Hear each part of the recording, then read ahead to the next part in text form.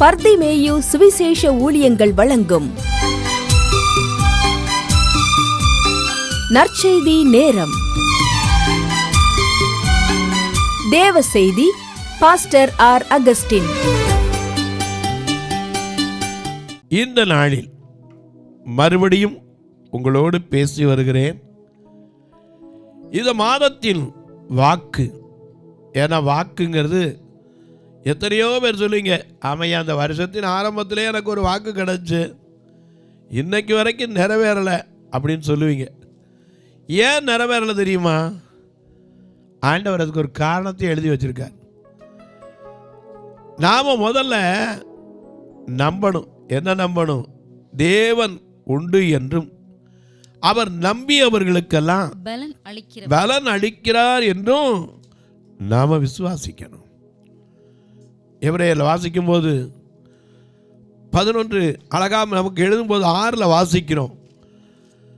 ஐயா, தேவன் உண்டுங்கிறது நம்ம விசுவாசிக்கிறோம், ஆனால் அதே சமயத்தில் அவர் தேடுகிறவர்களுக்கு பலன் அளிக்கிறார். அதை மறந்துடக்கூடாது. ஆனால் பலன் அளிக்கிறது வேற. இந்த நாட்களில் உங்களோடு பேசி வருகிறேன், அபூர்வமான கிரியை செய்கிறவர். ஆண்டவர் அபூர்வமான கிரியை செய்யணும்னா என்ன செய்யணும்? உங்கள் வேதத்தை திருப்பி எல்லாரும் லூக்கா எழுதின சுவிசேஷத்தில் 5ஆம் அதிகாரத்தில் எனக்கு அன்பானுடைய திருப்பி வைத்துக் கொள்ளுங்க. அவர் என்ன சொல்லுகிறாரோ அதை செய்யணும். ஏன்னா யோவான் 2:5 வாசிக்கிறோம், இயேசுவின் தாய் சொன்னாங்க, அவர் உங்களுக்கு என்ன சொல்லுகிறாரோ அதன்படி நாம என்ன செஞ்சிருக்கோமா? வாக்குத்தத்தம் நிறைவேறணுங்கிறோம். அந்த வாக்குத்தத்தத்தை சொல்லி சொல்லி, ஐயா வாக்குத்தத்தம் செய்த கர்த்தரே, வாக்குமாறா உண்மை நாதரே, உடைய வாக்கை நம்பி நிற்கிறேன்னு சொல்லி எத்தனை நேரம் சொல்லியிருப்போம். எல்லாரும் உங்க வேதத்தை அப்படியே எடுத்துக்குவீங்களா? லூக்கா 5ஆம் அதிகாரத்தையும் திருப்பிக்கங்க. யோவான் எழுதின சுவிசேஷத்தில் 2ஆம் அதிகாரம் 5ஆம் வசனத்தையும் திருப்பி எல்லாரும் வச்சுக்கோங்க. அப்படி எல்லாரும் எடுக்கிற வரைக்கும் அல்லேலூயா. கடந்ததை நினைத்து கலங்காதி, நடந்ததை மறந்து விடு. கடந்ததை நினைத்து கலங்காதி, நடந்ததை மறந்து விடு. கர்த்தர் புதி என்ன செய்திடுவார், இன்றே நீ காண்பார். கர்த்தர் புதி என்ன செய்திடுவார், இன்றே நீ காண்பார். இன்றே நீ காண்பார். கலங்கிடவே வேண்டாம், கலங்கிடவே வேண்டாம், கலங்கிடவே வேண்டாம், கலங்கிடவே வேண்டாம். நம் இயேசு கைவிட மாட்டார், நம் இயேசு கைவிட மாட்டார்.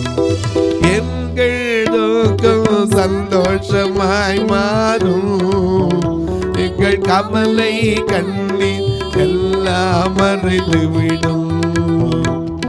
கலங்காதே மகளே, கலங்காதே மகனே.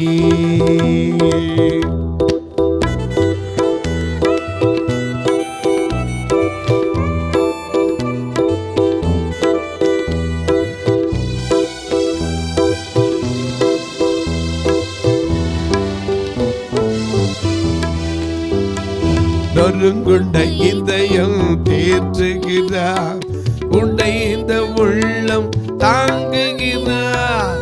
நொறுங்குண்ட இதயம் தேற்றுகிறார், உண்டை இந்த உள்ளம் தாங்குகிறார். காயங்கள் அனைத்தும் கட்டுகிறார், கண்ணீர் துடைக்கிறார். காயங்கள் அனைத்தும் கட்டுகிறார், கண்ணீர் துடைக்கிறார். நம் கண்ணீர் துடைக்கின்றார், கண்ணீர் துடைக்கின்றார்.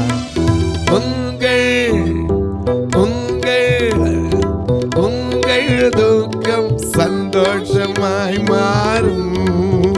உங்கள் கவலை கண்ணீர் எல்லாம் மறைந்து விடும்.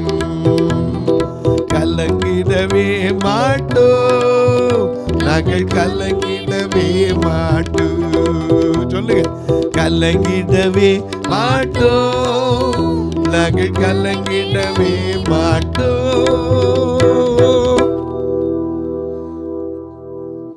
ஐயா, ஆண்டவருடைய கிரியை எப்படிப்பட்டதா? அபூர்வமான கிரியை. ஆனால் அந்த கிரியை நம்ம அனுபவிக்கணும்னா ஆண்டவர் சொல்றதை அப்படியே செய்யணும், கேள்வி கேட்கக்கூடாது. ஏன்னா யோபா இங்கே பார்க்கிறோம், பேதுருட்ட சொன்னார். என்ன சொன்னார்? லூக்கா 5ஆம் அதிகாரத்தில் பார்க்கும்போது 5ஆம் வசனத்தில் அவர் சொல்றார், ரா முழுவதும் தேடின ஆண்டவரே, ரா முழுவதும் தேடி எனக்கு என்ன கிடைக்கல? ஒண்ணுமே கிடைக்கல. எத்தனை வசனம்? 5 வாசிங்க. அதற்கு சீமோன் ஐயரே ரா முழுவதும் நாங்கள் பிரயாசம். எதுக்கு சீமோன் சொல்றா தெரியுமா? வலைய போடுனார் ஆழத்தில். ஏன்னா இதுவரைக்கும் ஒன்றும் பேசலை. படகு தள்ளுனாலும் தள்ளினா, ராத்திரி கொண்டாந்தேன், இவ்வளோ நேரம் ராத்திரியெல்லாம் பாடுபட்டு வந்திருக்கேன், தூக்கம் வருது, வீட்டுக்கு போகிறேன், இப்போ வந்து சொல்கிறீங்களே, எதுவுமே பேசலை. பேசாமல் இருந்தால் அவர் பிரசங்கம் பண்ணி முடிக்கிற வரைக்கும் மூச்சு விடலை. இப்போ என்ன சொல்கிறாரு? படகை கொஞ்சம் தள்ளிட்டு போய் ஆழத்தில் தள்ளி கொண்டு போய் என்ன செய்ய, உன் வலைய போடுனார். இப்போ தான் அவர் பேச ஆரம்பிக்கிறார். என்ன பேசுகிறாரு? ஐயரே, ரா முழுவதும் பிரயாசப்பட்டு பார்த்தேன், ஒன்றுமே கிடைக்கல, ஆகிலும் உங்க வார்த்தையின்படி வலையை போடுகிறேன். அப்படி போட்ட போதுதான் அந்தபடியே அவர்கள் செய்து சொன்னா மட்டும் போதாது, செய்து தங்கள் வலை கிழியத்தக்க ஆசீர்வாதத்தை. அது வரைக்கும் அவன் அப்படி பார்த்ததே இல்லை. ஏன்னா ஒரு படகு நிரம்புறது மட்டும் இல்லை, இன்னொரு படகு கூப்பிட்டு இழுக்க முடியாமல் மற்றவங்களை கூப்பிட்டு, எப்பா வாங்கப்பா உதவிக்கு வாங்கப்பா, உதவிக்கு வாங்கப்பா. அப்போ தான் சொன்னார், ஐயா நான் பாவியான மனுஷன், ஐயா எங்களையா தேடி வந்தீங்க? பாவிகளை தேடித்தான் இந்த உலகத்துக்கு இயேசு பாவிகளை தேடித்தான் என்ன செய்தார்? நீதிமான்களை அல்ல, பாவிகளை ரட்சிக்கவே கிறிஸ்து உலகத்தில் வந்தார். ஏன்னா நீதிமான்கள் இல்லை, ஒரு பாவி மனம் திரும்பினாலே போதும். லூக்கா 15:10 வாசிக்கிறோம், ஒரு பாவி மனம் திரும்புகிற நிமித்தம் பரலோகத்திலேயே சந்தோஷம் இருக்குமா. இவன் சொன்னா நான் பாவியான மனுஷையா, என்னை விட்டு போயிருங்க. அவர் சொன்னார், எப்பா மனுஷரை பிடிக்கிறவனா அவனை மாற்றுறதுக்கு வந்திருக்கேன்டா. இது வரைக்கும் நீ மீன் தானே பிடிச்ச, இனிமேல் மீனை பிடிக்க போகிறதில்ல, மனுஷர்களை பிடிக்கிறவனாய் மாற்றுவேன். ஆண்டவர் செய்கிற கிரியைகள் அபூர்வமானவைகள். இங்கே யோவான் 2:5 எடுத்து வைக்க சொன்னேன். இது ஒரு திருமண காரியத்தில் நீங்கள் எல்லாரும் கேட்டது, அடிக்கடி வாசித்தது, கல்யாணத்தப்போ பக்கத்தில் பொண்ணுகிட்ட பேசிக்கிட்டது கேட்காம இருந்தவங்களுக்கும் சொல்கிறேன். ஏன்னா அப்போ தானே புதுசாக கல்யாணம் பண்ணியிருப்பாங்க. அப்போது என்ன போதனை பண்ணாலும் என்ன செய்யாது, அவங்களுக்கு தெரியாது. ஏன்னா அவங்க எதிர்காலத்தில் ஒரு கனவுல மிதந்துக்கிட்டு இருப்பாங்க. ஆனால் சுற்றி இருக்கிறவங்களுக்கும் தெரியும், ஏன்னா ஏற்கனவே இருந்து வந்ததுனால தெரியும். ஆனாலும் இந்த வசனத்தை அடிக்கடி கேட்டிருப்பீங்க. ஒரு 3ஆம் நாளிலே கலிலேயாவில் உள்ள கானா ஊரில் என்ன செஞ்சது? ஒரு கல்யாணம் நடந்தது. ஏன்னா முதல் கல்யாணம் ஏதேனில் தான் நடந்துச்சு. யாருக்கு? யாரு? ஆதாம் ஏவாள். ஆதாம் யாரு? மண்ணாங்கட்டி மாப்பிள்ளை. மண்ணில் இருந்தானே எடுத்தாரு. ஆதியாகமம் 2:7-8 படி பூமியின் மண்ணினால ஆதாம் என்ன செஞ்சார்? உருவாக்கினார். அது மட்டுமல்ல, ஆதாமுக்கு பயந்த நித்திரையை வர பண்ணி அவன் ஒரு விழாவிலிருந்து எலும்பை எடுத்து பெண்ணை உண்டாக்கினார். ஆனால் மொத்தத்தில் சொல்லும்போது வேதம் சொல்லுது, மல்கியா 2:15 படி ஒருவனைத்தான் படைத்தார், ஆவி அவரிடத்துல பரிபூர்ணமாக இருந்தது. பின்ன ஏன் ஒருத்தனை படைக்கணும்? ஒரு விசுவாசம் தேவ பக்தி உள்ள சந்ததி வரணும். அதுக்காகத்தான் 1:1. எனக்கு அன்பாலே ஸ்திரீ இல்லாமல் புருஷனும் இல்லை, புருஷன் இல்லாமல் ஸ்திரியும் இல்லை. ஏன்னா கொரிந்து சபைக்கு எழுதும்போது சொல்கிறாரு, ஸ்திரீ எதுக்காக தோற்றுவிக்கப்பட்டால் புருஷனுக்காக. புருஷன் யாருக்காக தோற்றுவிக்கப்படலை? ஸ்திரீக்காக தோற்றுவிக்கப்படவில்லை. ஆனால் ஸ்திரீ இல்லாமல் புருஷன் இல்லை, புருஷன் இல்லாமல் ஸ்திரீ கிடையாது. பவுல் அதை கன்க்ளூட் பண்ணார். போகட்டும். இங்கே பார்க்கிற 3ஆம் நாளில் ஒரு கல்யாண வீடு. இயேசுவோடைய தாய் அழைக்கப்பட்டிருந்தாங்க. அங்கே வரும்போது எல்லாருக்கும் தெரிஞ்சதுதான். 3ஆம் நாள்னால் செவ்வாய்க்கிழமை. எவனா கல்யாணம் வைக்கலாமா? தெரியாதனமாக வச்சுட்டாங்க. நம்ம ஆட்களும் என்ன தான் பைபிளை படித்தாலும் செவ்வாய்க்கிழமையான என்ன செய்ய மாட்டோம், இப்போ வைக்கிறாங்க. எங்கே வைக்கிறாங்க? லைட்டு போட்டால் கூட காணிக்க கொடுக்க மாட்டாங்க. நம்ம தான் சொல்லிக்கிற வேண்டியதான், வர்றோம் வைக்கிறோன்னு. செவ்வாய்க்கிழமை லைட்டு போட்டிங்கன்னா அதுக்கப்புறம் காணிக்க கூட எடுக்கிறதுக்கு யோசிப்பாங்க. போகட்டும். எனக்கு அன்பாருடைய நம்ம ஆண்டவருக்குள்ள வரும்போது பழையனையெல்லாம் என்ன செய்யணும், ஒழிந்து போயின, எல்லாம் புதுதாக இருக்கணுமா? எங்கே ஆயிருக்கு? கிறிஸ்துவுக்குள் இருந்தால் அங்கே தான் கமா.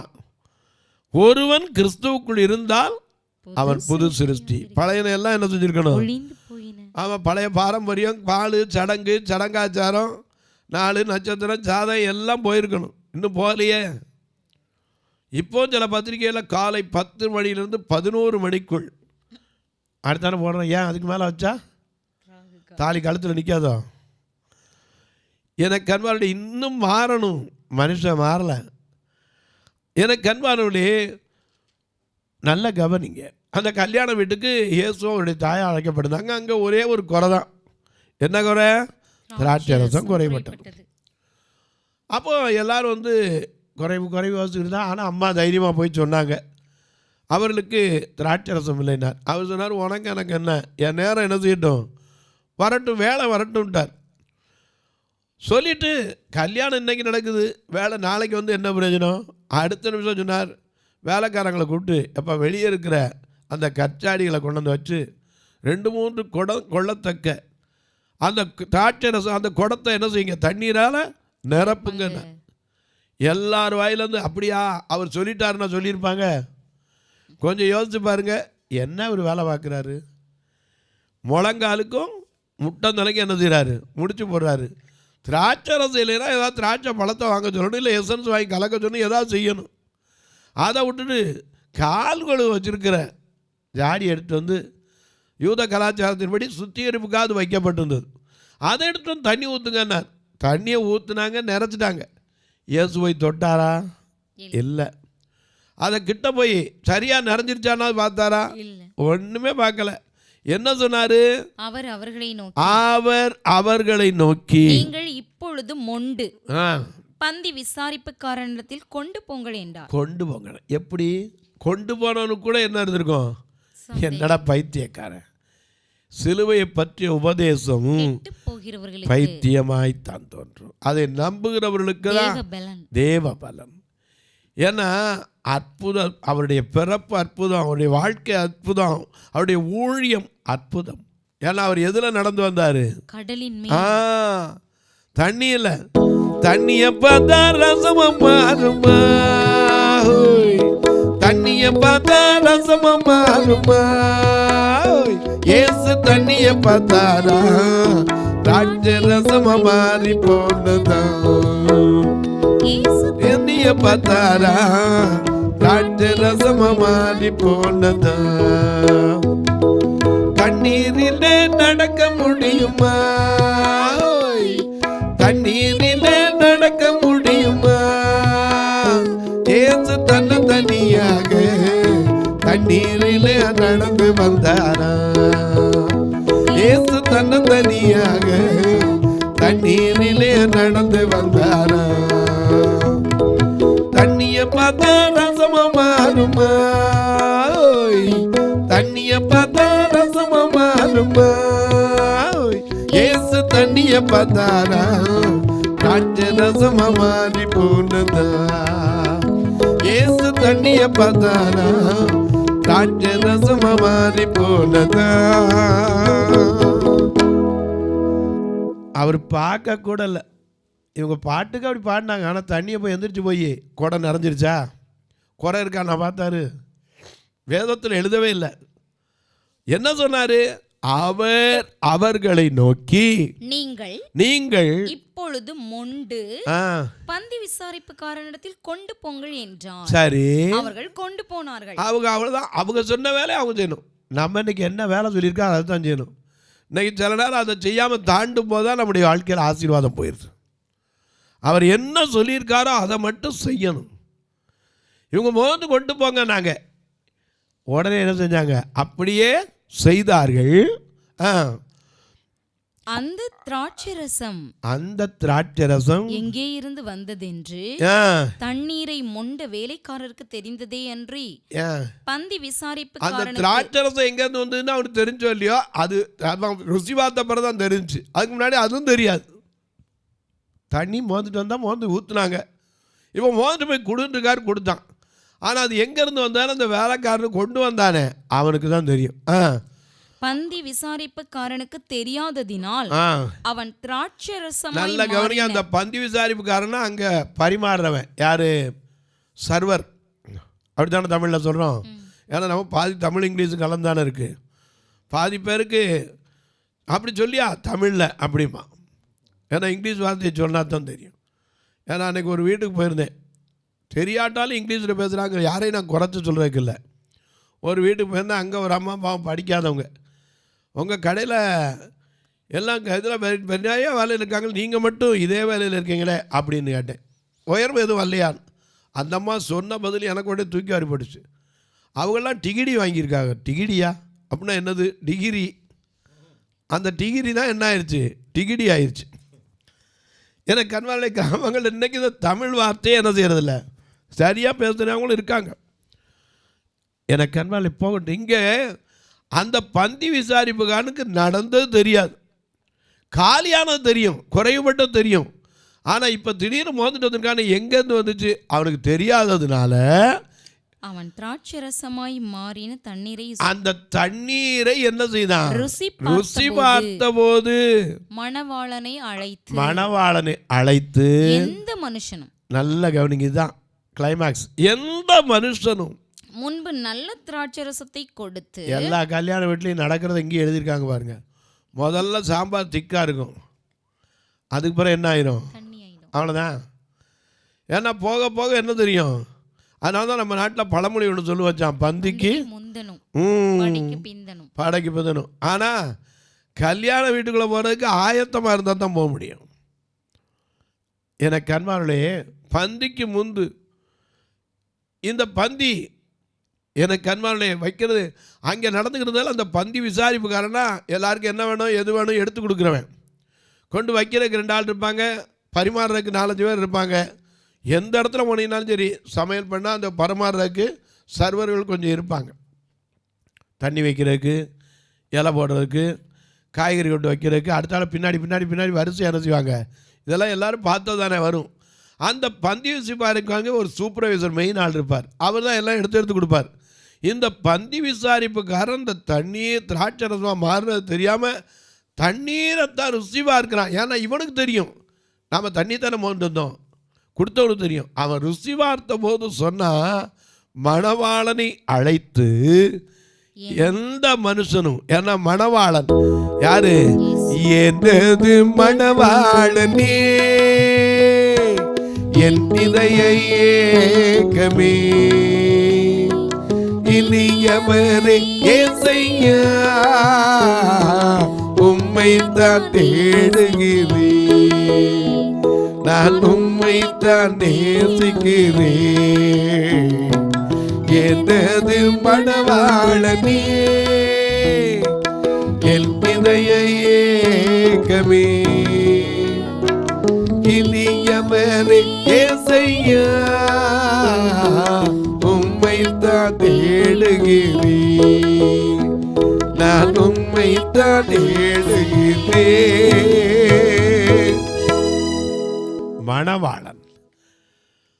மணவாளன் அழைத்து, அப்போ மணவாளன் யாரு?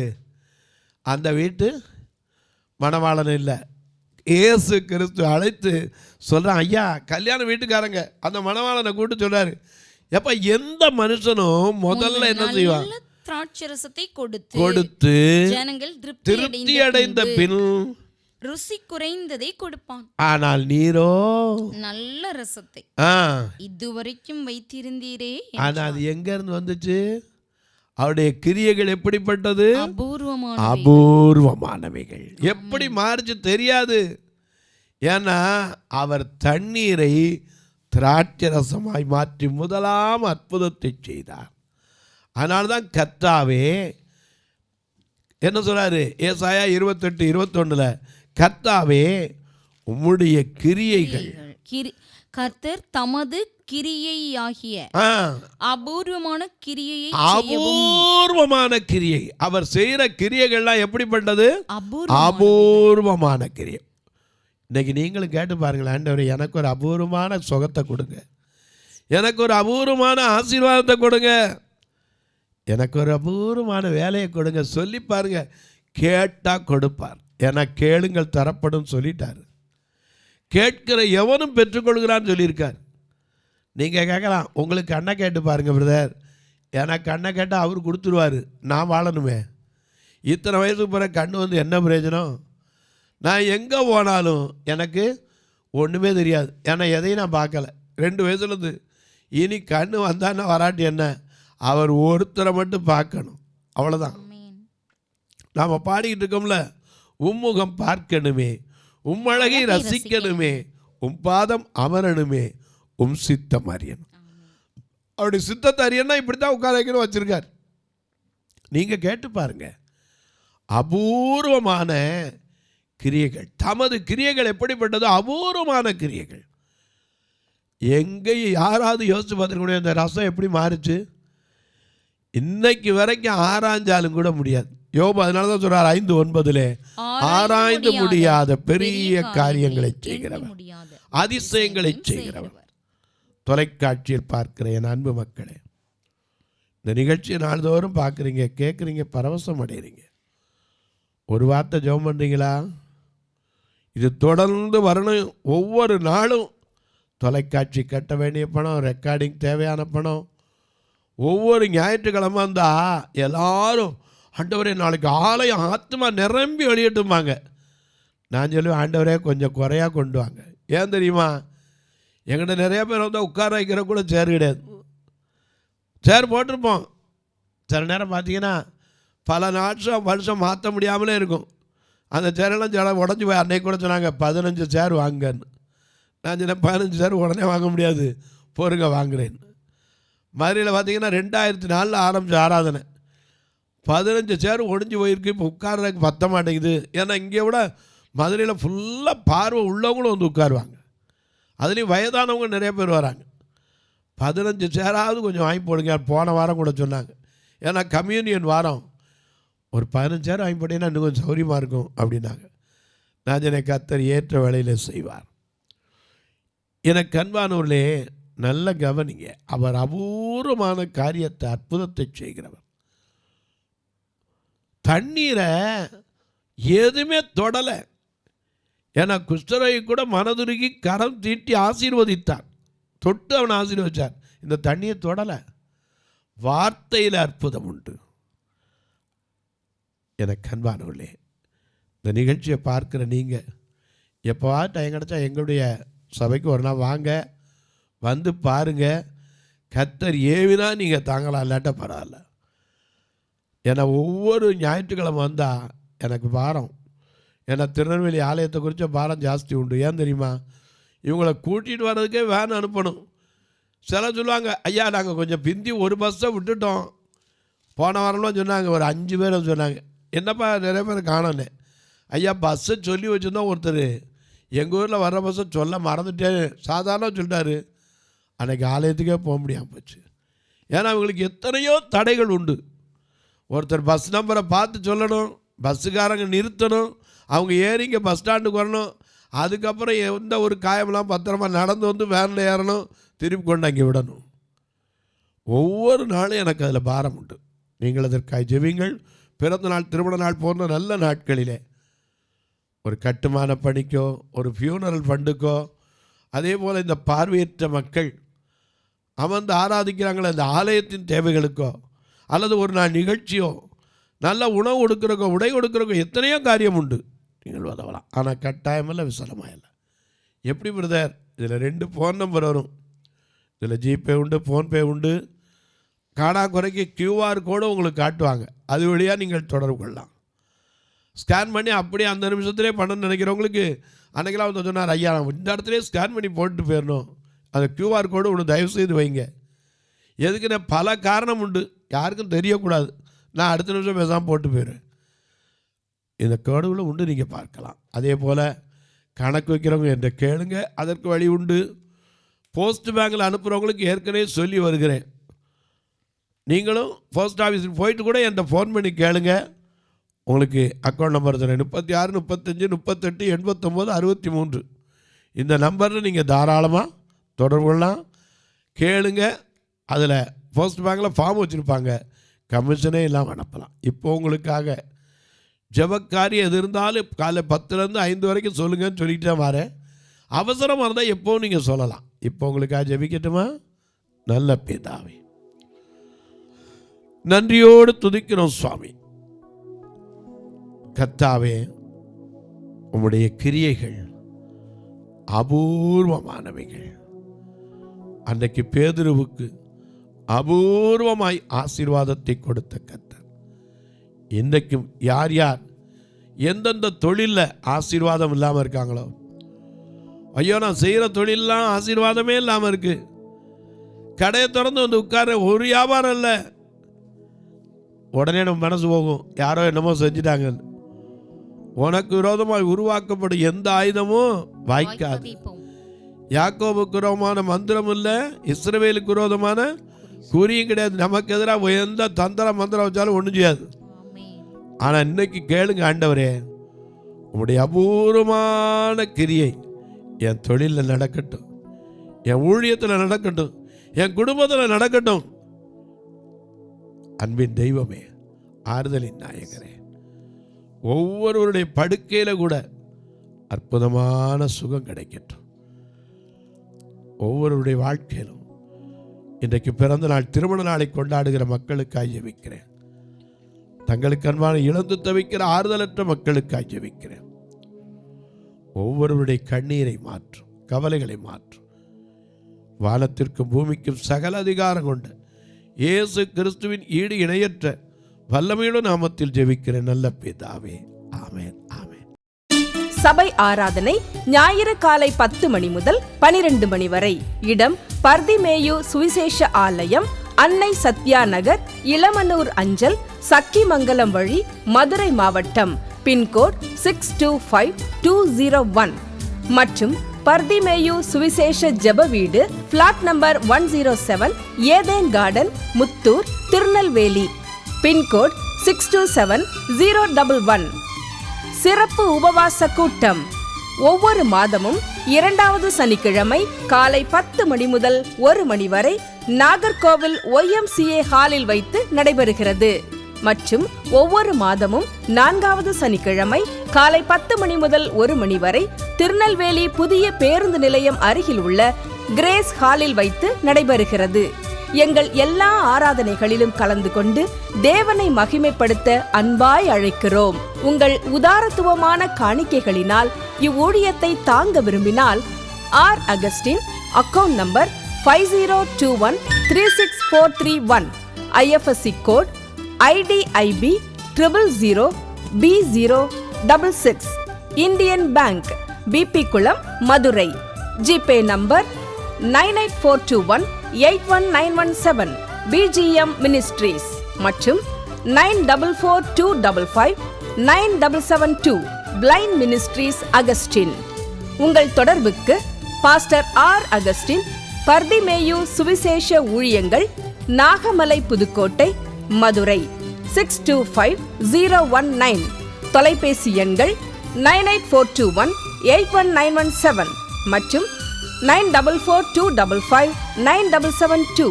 கர்த்தர் தாமே உங்களை ஆசீர்வதிப்பாராக.